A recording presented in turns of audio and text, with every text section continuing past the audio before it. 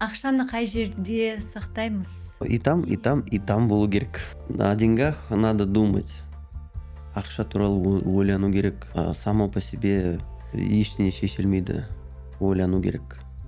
Имущество можно продать и жить где хочешь. Как тебе вот жизнь после нефтянки? Налоговое направление – это, такой success story здесь. То есть когда-то мы его делали для себя, нам нужны были налоги, нам нужно было подавать декларации правильно, нам, нашему окружению, и мы сделали инструменты, чтобы Людмила могла работать.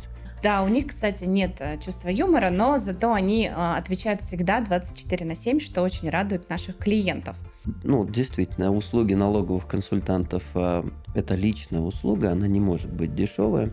Үйдегі басшы кім? Я пусть она отвечает. Хорошо подумай, как ты хочешь ответить на этот вопрос. Да.